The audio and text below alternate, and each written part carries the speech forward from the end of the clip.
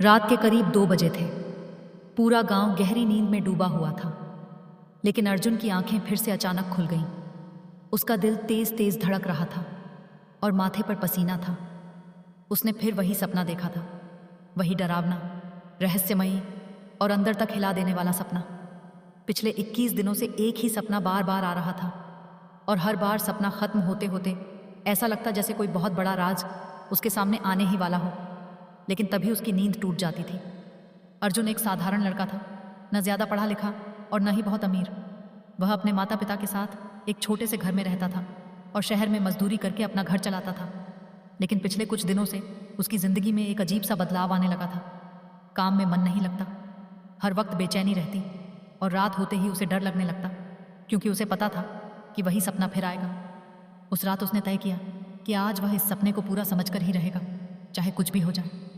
उसने फिर से आंखें बंद की और थोड़ी देर बाद उसे वही सपना शुरू होता हुआ दिखा। वह खुद को एक सुनसान रास्ते पर खड़ा देखता है। चारों तरफ घना अंधेरा होता है और दूर कहीं एक मंदिर दिखता है। मंदिर से धीमी धीमी घंटियों की आवाज़ आ रही होती है। अर्जुन धीरे धीरे उस मंदिर की तरफ बढ़ता है। जैसे ही वह पास पहुंचता है, अचानक तेज हवा चलने लगती है और मंदिर के दरवाजे अपने आप खुल जाते हैं।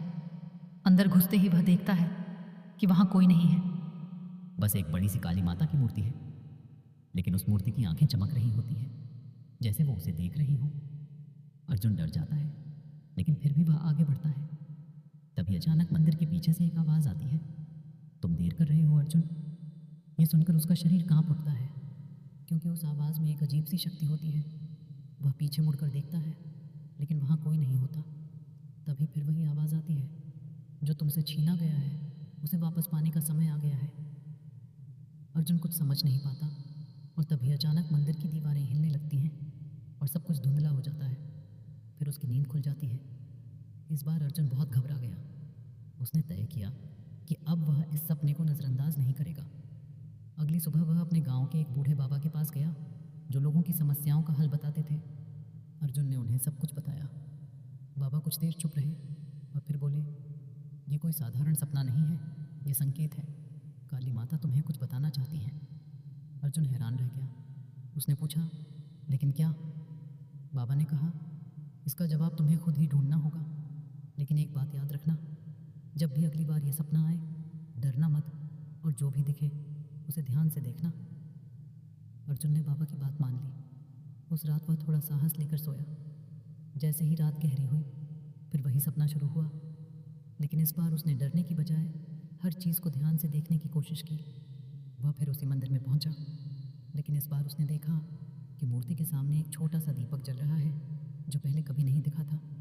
वह धीरे धीरे आगे बढ़ा और जैसे ही उसने उस दीपक को छुआ, अचानक उसके सामने एक दृश्य उभर आया। उसने देखा कि उसके पिता बहुत परेशान हैं और किसी से पैसे के लिए झगड़ रहे हैं। फिर अचानक एक आदमी आता है और उनके हाथ से कुछ कागज़ छीन कर भाग जाता है। अर्जुन यह देखकर चौंक गया। तभी फिर वही आवाज़ आई, सच्चाई को पहचानो। अर्जुन ने देखा कि वह आदमी कौन था। उसका चेहरा साफ दिख रहा था, लेकिन जैसे ही वह उसे पहचानने की कोशिश करता, सपना टूट जाता है। इस बार अर्जुन की आंख खुली तो उसके मन में एक ही सवाल था कि आखिर ये सपना क्या कहना चाहता है। उसने अपने पिता से इस बारे में पूछा, लेकिन उन्होंने कुछ भी बताने से मना कर दिया। अर्जुन को लगा कि ज़रूर कोई ऐसी बात है जो उससे छुपाई जा रही है। उसने खुद ही सच्चाई जानने का फैसला किया। अगले दिन वह उस जगह गया जहाँ उसके पिता काम करते थे और वहाँ उसने लोगों से पूछताछ की। धीरे धीरे उसे पता चला कि कुछ साल पहले उसके पिता के साथ धोखा हुआ था और उनकी ज़मीन के कागज़ किसी ने छीन लिए थे। इसी वजह से उनका परिवार गरीबी में आ गया था। अर्जुन को अब सब कुछ समझ आने लगा। उसे लगा कि काली माता उसे उसी सच्चाई तक पहुंचाने की कोशिश कर रही हैं, लेकिन अभी भी एक बात बाकी थी। वो आदमी कौन था जिसने ये सब किया था? उसी रात फिर सपना आया। इस बार अर्जुन पूरी हिम्मत के साथ मंदिर में गया और जैसे ही उसने उस दीपक को छुआ, वही दृश्य फिर सामने आया। लेकिन इस बार उसने उस आदमी के चेहरे को ध्यान से देखा और अचानक उसे पहचान गया।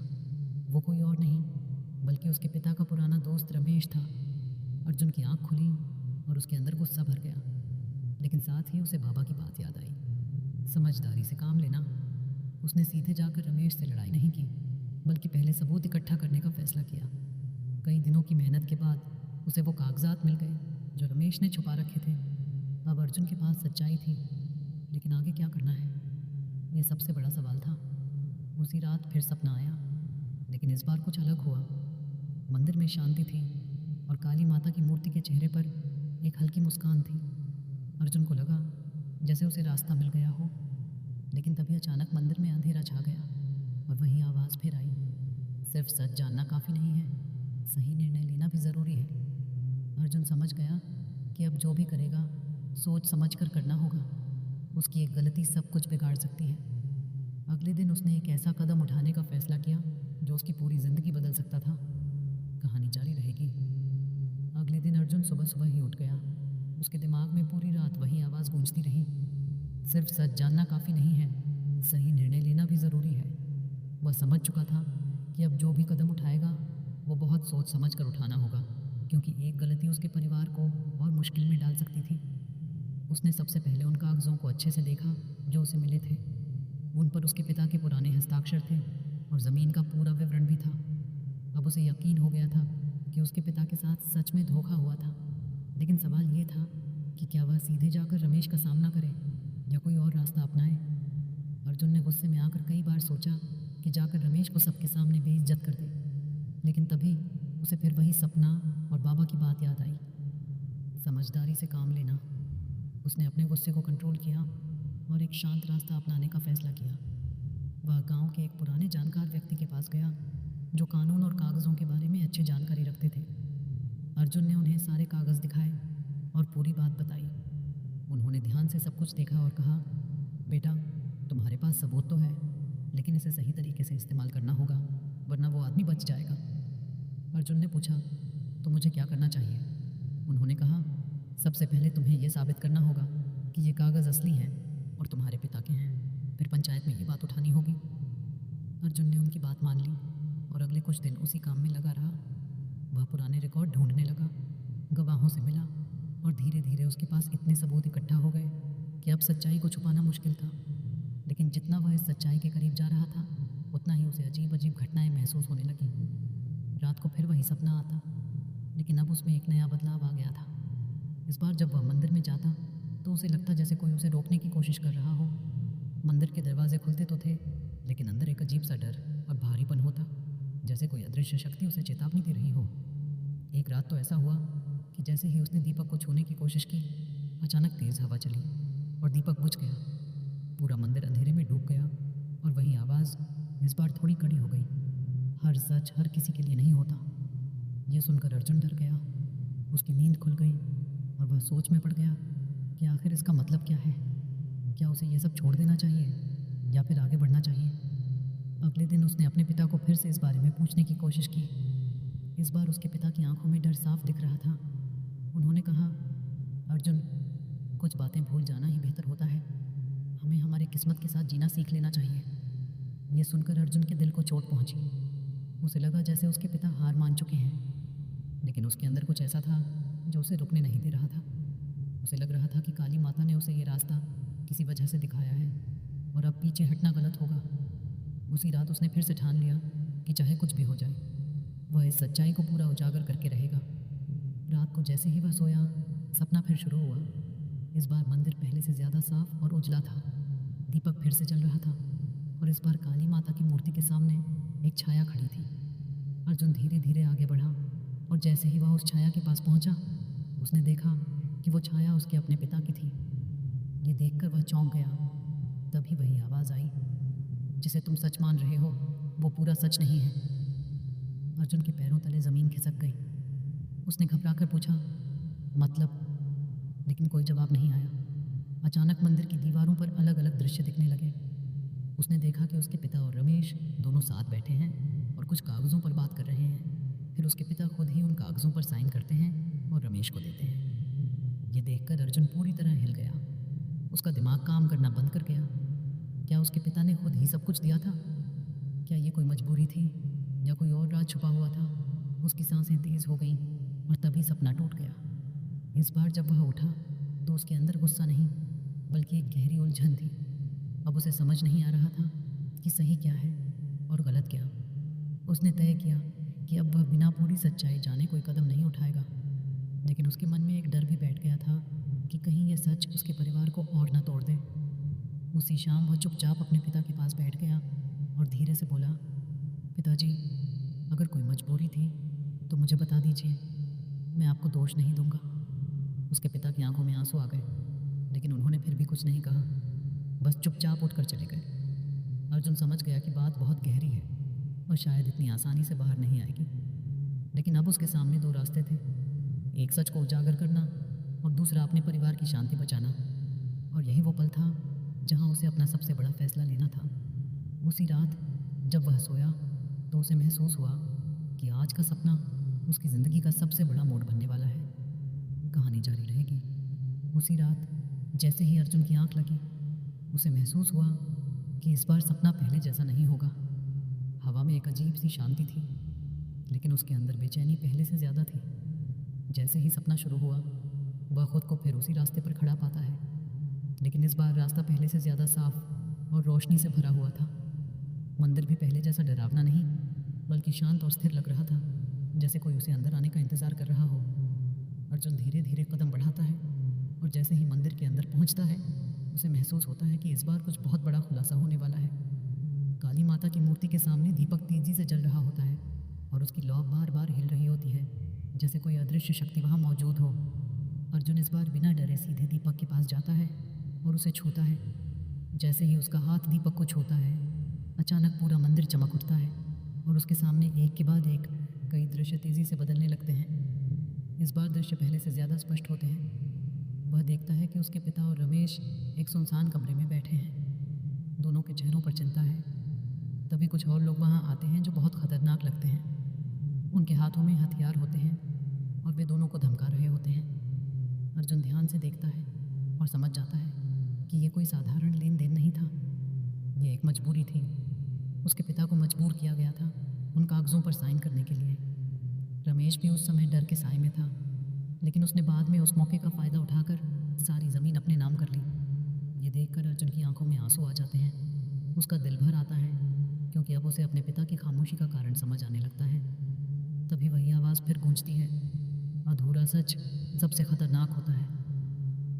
अर्जुन अब समझ चुका था कि उसने जल्दबाजी में जो सोचा था वो पूरी तरह सही नहीं था, लेकिन कहानी यहीं ख़त्म नहीं होती।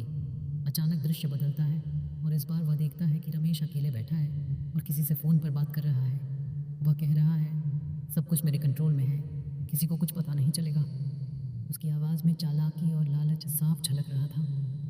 अर्जुन के अंदर फिर से गुस्सा उभरता है, लेकिन इस बार उसके साथ समझदारी भी थी। तभी मंदिर के अंदर अचानक तेज़ घंटियों की आवाज़ गूंजने लगती है और काली माता की मूर्ति की आंखें और तेज़ चमकने लगती हैं। अर्जुन को ऐसा महसूस होता है जैसे कोई शक्ति उसे कुछ समझाने की कोशिश कर रही हो। फिर वही आवाज़ आती है, लेकिन इस बार बहुत स्पष्ट और गहरी। न्याय और बदला अलग अलग होते हैं, सोचकर चुनो। अर्जुन के शरीर में जैसे सिहरन दौड़ जाती है। अब उसके सामने सिर्फ सच्चाई ही नहीं, बल्कि एक बहुत बड़ा निर्णय भी खड़ा था। क्या वह रमेश को सज़ा दिलाने के लिए सब कुछ दांव पर लगा देगा, या फिर अपने परिवार की शांति के लिए इस सच्चाई को दबा देगा? तभी अचानक मंदिर के बीचों बीच ज़मीन फटने लगती है और उसमें से एक और दृश्य उभरता है। इस बार वह अपने ही घर को देखता है, जहाँ उसकी माँ रो रही है और उसके पिता चुपचाप बैठे हैं। घर का माहौल टूटा हुआ है, जैसे कोई तूफान आ चुका हो। ये देखकर अर्जुन समझ जाता है कि अगर उसने गलत कदम उठाया तो उसका परिवार पूरी तरह बिखर सकता है। उसकी सांसें तेज़ हो जाती हैं और वह घुटनों के बल बैठ जाता है। उसकी आंखों से आंसू बहने लगते हैं। वह पहली बार अपने आप से सवाल करता है, सही क्या है? तभी अचानक पूरा मंदिर शांत हो जाता है और दीपक की लौ स्थिर हो जाती है। काली माता की मूर्ति के सामने एक हल्की सी रोशनी बनती है और उसमें एक संकेत उभरता है। एक रास्ता जो दो हिस्सों में बंटा हुआ है, एक रास्ता आग से भरा हुआ और दूसरा अंधेरे से। अर्जुन समझ जाता है कि ये दोनों रास्ते उसके फैसले के प्रतीक हैं। एक रास्ता बदले का है, जो सब कुछ जला सकता है, और दूसरा रास्ता त्याग का है, जो उसे अंदर से अंधेरे में डाल सकता है। तभी आवाज़ फिर आती है, तीसरा रास्ता भी होता है, लेकिन उसे देखने के लिए मन साफ होना चाहिए। अर्जुन चौंक जाता है, तीसरा रास्ता? उसने चारों तरफ देखा, लेकिन उसे कोई तीसरा रास्ता नज़र नहीं आया। उसका दिमाग और उलझ गया। तभी अचानक मंदिर की दीवारों पर एक और दृश्य उभरता है। इस बार वह खुद को देखता है। वह पंचायत में खड़ा है और सबके सामने सच्चाई बता रहा है, लेकिन उसके शब्दों में गुस्सा नहीं बल्कि शांति है। वह किसी को दोष नहीं दे रहा बल्कि न्याय की बात कर रहा है। ये देखकर अर्जुन के दिल में एक अलग सी भावना जागती है। उसे समझ आने लगता है कि शायद यही तीसरा रास्ता है, सच को सामने लाना, लेकिन बिना नफरत और बदले की भावना के। तभी अचानक सब कुछ गायब हो जाता है और उसकी नींद खुल जाती है। इस बार उसके चेहरे पर डर नहीं बल्कि एक गहरी सोच और हल्की सी शांति होती है। लेकिन असली परीक्षा अब शुरू होने वाली थी, क्योंकि जो उसने सपने में देखा था उसे अब हकीकत में बदलना इतना आसान नहीं होने वाला था। अगले दिन गांव में एक ऐसी घटना होने वाली थी जो अर्जुन के इस फैसले को और भी मुश्किल बना देगी। कहानी जारी रहेगी। अगले दिन सुबह गांव में हलचल कुछ ज़्यादा ही थी। अर्जुन जब बाहर निकला तो उसने देखा कि लोग चौपाल के पास इकट्ठा हो रहे हैं। उसे पता चला कि आज गांव की पंचायत बैठने वाली है और किसी ज़मीन के विवाद पर फैसला होना है। यह सुनकर उसका दिल ज़ोर से धड़कने लगा, क्योंकि उसे समझ आ गया था कि ये वही मौका है जिसका इशारा उसे बार बार सपनों में मिल रहा था। उसके कदम खुद ब खुद पंचायत की तरफ बढ़ने लगे, लेकिन हर कदम के साथ उसका मन और भारी होता जा रहा था। एक तरफ उसके पिता की इज्जत और घर की शांति थी और दूसरी तरफ सच और न्याय। जैसे ही वह वहाँ पहुँचा, उसने देखा कि रमेश पहले से ही वहाँ मौजूद था और पूरे आत्मविश्वास के साथ लोगों से बात कर रहा था। अर्जुन के अंदर गुस्सा उबलने लगा, लेकिन तभी उसे काली माता के शब्द याद आए, न्याय और बदला अलग अलग होते हैं। उसने गहरी सांस ली और ख़ुद को शांत किया। पंचायत शुरू हुई और कुछ देर तक दूसरी बातों पर चर्चा होती रही, लेकिन फिर अचानक वही मुद्दा सामने आया। गांव के मुखिया ने कहा कि इस ज़मीन के मामले में अगर किसी के पास कोई सबूत है तो वह सामने आए। कुछ पल के लिए वहाँ सन्नाटा छा गया। अर्जुन का दिल तेज़ी से धड़क रहा था। उसकी मुट्ठियाँ भींची हुई थीं। उसे लगा जैसे पूरा गांव उसकी तरफ देख रहा है। उसी पल उसके दिमाग में फिर वही सपना घूम गया, मंदिर, दीपक और वो तीसरा रास्ता। उसने धीरे धीरे आगे कदम बढ़ाया और सबके सामने जाकर खड़ा हो गया। उसकी आवाज़ थोड़ी कांप रही थी, लेकिन आंखों में एक अजीब सी मजबूती थी। उसने कहा, मेरे पास कुछ है। सबकी नज़रें उस पर टिक गईं। उसने अपने हाथ में पकड़े कागज़ों को आगे बढ़ाया और पंचायत के सामने रख दिया। रमेश का चेहरा एक पल के लिए उतर गया, लेकिन वह जल्दी ही संभल गया और बोला, यह सब झूठ है।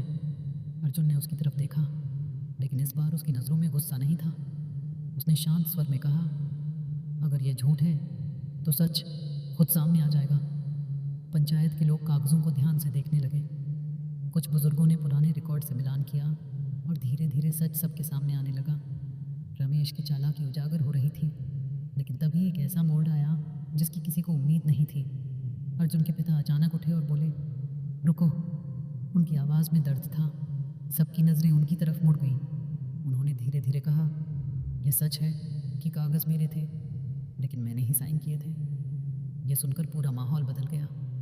अर्जुन के पैरों तले ज़मीन खिसक गई, लेकिन इस बार वह घबराया नहीं, क्योंकि वह पहले ही यह सच देख चुका था। उसके पिता ने आगे कहा, मुझे धमकाया गया था। मेरे परिवार की जान खतरे में थी। मैं मजबूर था। उनकी आंखों से आंसू बहने लगे। पंचायत में सन्नाटा छा गया। अब सबकी नज़रें रमेश पर थीं। कुछ पल तक वह चुप रहा, लेकिन फिर उसका आत्मविश्वास टूट गया। उसने सिर झुका लिया और सच कबूल कर लिया कि उसने उस मजबूरी का फ़ायदा उठाकर ज़मीन अपने नाम कर ली थी। पंचायत के बुजुर्गों ने आपस में बात की और फैसला सुनाया कि ज़मीन वापस अर्जुन के परिवार को दी जाएगी और रमेश को गांव से कुछ समय के लिए बाहर रहना होगा। यह सुनकर अर्जुन के परिवार की आंखों में खुशी के आंसू आ गए, लेकिन सबसे खास बात यह थी कि अर्जुन के दिल में कोई घमंड या बदले की भावना नहीं थी। वह बस शांत था, जैसे उसके अंदर कुछ पूरा हो गया हो। उसी रात जब वह सोया तो उसे फिर वही सपना आया, लेकिन इस बार सब कुछ अलग था। मंदिर पहले से ज़्यादा उजला था। दीपक की लौ स्थिर और शांत थी और काली माता की मूर्ति के चेहरे पर एक गहरी मुस्कान थी। अर्जुन धीरे धीरे आगे बढ़ा और पहली बार उसके दिल में डर नहीं बल्कि श्रद्धा थी। तभी वही आवाज़ आखिरी बार गूंजी, तुमने तीसरा रास्ता चुना, यही सच्चा न्याय है। अर्जुन की आंखों से आंसू बहने लगे, लेकिन इस बार ये आंसू डर या दुख के नहीं बल्कि सुकून के थे। धीरे धीरे मंदिर की रोशनी बढ़ने लगी और सब कुछ धुंधला होता गया। अगली सुबह जब अर्जुन की आंख खुली तो उसे महसूस हुआ कि उसके अंदर एक अजीब सी शांति है, जैसे कोई बोझ उतर गया हो। उस दिन के बाद उसे वो सपना कभी नहीं आया, लेकिन उसकी ज़िंदगी पूरी तरह बदल चुकी थी। अब वह हर फैसले को गुस्से या डर से नहीं बल्कि समझदारी और सच्चाई से लेने लगा था। और शायद यही काली माता का असली संदेश था कि ज़िंदगी में सबसे मुश्किल रास्ता ही अक्सर सही होता है, जहाँ नफ़रत नहीं बल्कि संतुलन और न्याय होता है। और उसी रास्ते पर चलकर इंसान